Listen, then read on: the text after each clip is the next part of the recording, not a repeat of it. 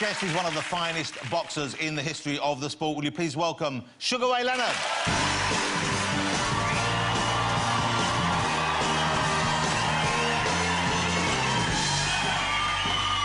to see you. Come on out here. Sugar Ray Leonard, ladies and gentlemen. Get yourself comfy. Should I call you Mr. Leonard or Ray or Sugar? What should I call you? Ray. Ray. Okay. Well, no, I want to call you Sugar Ray. Is that okay? Please, no, Ray. Just Ray. You don't like Sugar Ray so much anymore? Not the way you say it. OK. Well, I'm a huge fan. I need to say this. When I was growing up, I liked boxing, and, you know, I was semi-pro. But I loved seeing you box, and it was an exciting time in boxing, in world boxing anyway. So to have you here is a real thrill. How old were you when you started in boxing? What age did you start? I started boxing when I was 14. And the reason I started boxing, because, I mean, my brother Roger used to beat me up for no apparent reason, just because I was there. But I was a very quiet, shy kid, very introverted. And of all the sports to be involved with, I got involved with boxing. I kind of found boxing a sport that demands your full attention and your full participation. And so you said you were a shy, kind of introverted kid. Were your parents surprised that you, of their brood, got involved in a sport which is as kind of demanding as that? You know, Jonathan, they could not believe that I was a boxer. In fact, I said, Mom, Dad, come and watch me fight tonight. They said, who gonna fight? No one's gonna fight you. Because my mother named me, my name is Ray Charles. My mother named me after Ray Charles because she was a major, major fan of Ray Charles. So she thought I had a future in singing. But my voice is bad. Oh. Well, let us be the judge of that. Could you sing a little bit for us? Oh, London, yeah. That's not so bad. That's pretty good. That's pretty good. That's pretty good. Maybe Mum was right after all. Yes, so she was.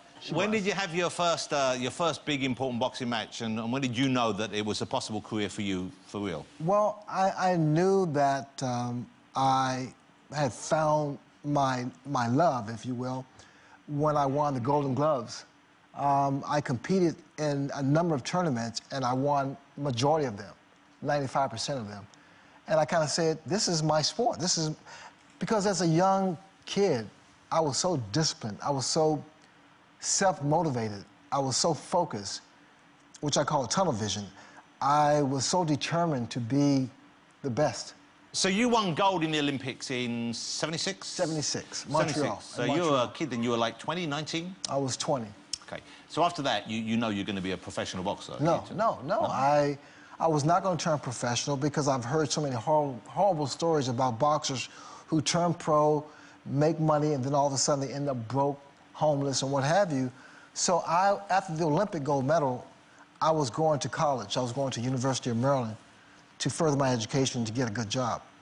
So how did you get sidetracked from that then? My dad was sick during the Olympics. He didn't tell anybody, but my dad had spinal meningitis and tuberculosis, and my dad went into a coma. We had no money, and my mentor, Jenks Morton, said, Ray, if you want to make money for your parents, turn pro and make money fast. I did that. And he was right. I did make a lot of money fast. And I took care of my dad. My dad regained his health. And I said to myself, you know what? This is not a bad job. And I kept going. Well, you know, it's not a bad job when you're winning. Yes. Of course. It's a bad job when you're the one not winning. Were there ever times when you regretted getting into boxing? Because it kind of seems not so much accidental, but almost like it was a choice taken out of your hands. Well, it was a choice taken out of my hands, but because the more I fought, the more I enjoyed it. I enjoy the preparation. People ask me, do I miss boxing?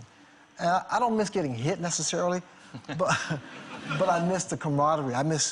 For me as a fighter, I would choreograph a fight. If I was fighting you, I'll look at you, I'll observe you, and I notice right away a body shot will put you down. I'll tell you.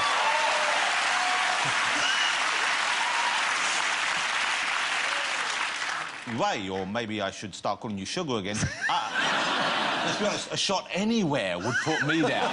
Even near my body would put me down. How fast? Are you still fast? I'm faster than you, Jonathan. Dude.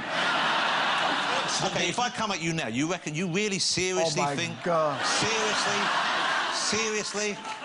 Turn off the camera. Seriously? You're on my turf here, bitch.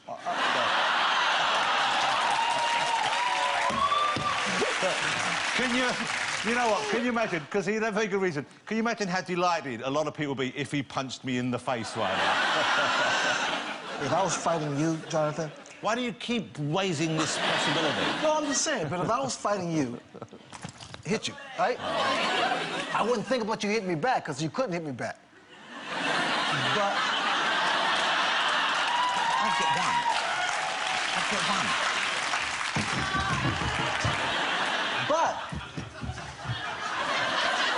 That's my point. That's my point. That's the wiggle. That's my point. Seriously, you want to throw down? We could throw down any time, because I'm telling you. I would love to fight you. You know what? Even though I suspect I might get beaten, I would kind of enjoy it as well. Just to say that I'd had you punch me would be an honour. I'll be honest with you. So would I. It would be an honour. I got time. Give me a little punch afterwards, but don't hurt me. Okay. A little one. Okay. OK, no, a little tiny one in the tummy. Here we go. Okay. Hold it. I'm going to flex. No, Not too hard. Oh! Man, that was so... even though that was... I felt that. Whoa. Whoa, that was terrifying. But brilliant. I've never felt more alive. That was awesome. OK, OK. I could have blocked it. So, the interesting thing about you, and this is a fascinating thing about Ray's career, is you fought in so many different weight categories. You started, was it light welterweight you started at? I started off, well, yeah, light welterweight, 140, then 147, and 154, and 160, 165. And so this was so that you could go up against different competitors? It was harder, though, because those guys were bigger, much stronger, and I just beat them with, you know, speed and just, you know. So the biggest weight you got to when you were fighting professionally was what? It was really 160s. I was like 158 when I fought Hagler. That was pretty much the heaviest I've been. And that was weight was in muscle form rather than in fat form, though, was it? No, I had several dollars in my pocket. No, I did, really. I did. So really, you used to put dollars in your pocket so you'd get the weight in? To weigh in. Yeah, I did that, yeah. They didn't frisk you? No, because I had on a sweatshirt. I had a, you know, jumpsuit on. How can you do that? Was it as simple as that? You could just hide a silver dollar? Oh, no, they don't check your pockets. I suppose you'd have to be pretty brave to say, I'm going to rummage around in a box of shorts. When you come in. Exactly, yes. We had, I was trying to work it out, and I thought a way of working out so we could all work out, you know, really see this weight gain is if we did it in cakes, if we showed how much in cakes that you put on. So if we were looking, we put a pile of cakes in, that's how much weight Ray put on to fight from welterweight up to, what were you, light, middle, or middle? That is heavyweight. Yeah. Yeah, light middleweight. Sarah, that's a scientific experiment we're going there. It's not for you, OK? Seriously, if I come back there later and we find out they're gone, I'm going to be furious. Do you like a cake? I do. OK. Is it nice being able to relax? Because you must have had to deny yourself any... Hang on!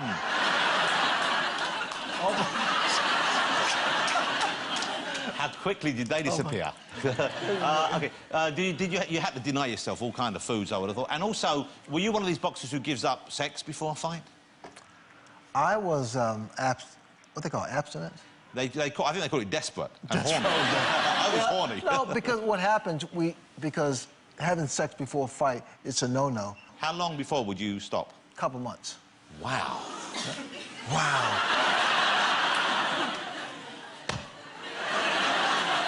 You must have been furious by the time you got in the ring, I weren't was you? pissed. Wow. Oh, yeah.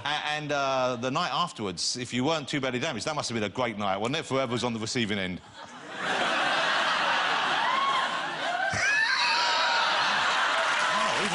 Even there, with the thunderous glove, I felt that. One thing that occurs to me, and reading Ray's book, and if you're interested in boxing, but also if you just want to read a fascinating life story, then Sugar Ray Leonard, The Big Fight, can't recommend highly enough. But reading it, I think this would make just an incredible movie. We're working on that now. Who would play you, do you think? Brad Pitt. The only one... You know what? He isn't good-looking enough to play you when you were younger. You were too handsome. Ladies and gentlemen, I hope you enjoyed meeting Sugar Ray as much as I did. Mr. Sugar Ray Leonard, ladies and gentlemen. The great Sugar Ray. Fabulous, sir. Thank you, sir. Can I get you to sign that for me before you go? I'm going to get him to sign my book for me. Sugar Ray Leonard, ladies and gentlemen.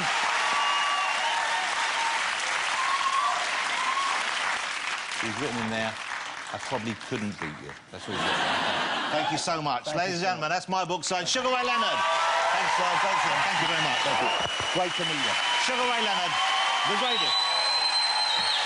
Thanks to all my guests tonight, of course, Sugar Ray Leonard, but also the fabulous Gok Wan and Sarah Millican. And Dolly, the French bulldog, of course. Joining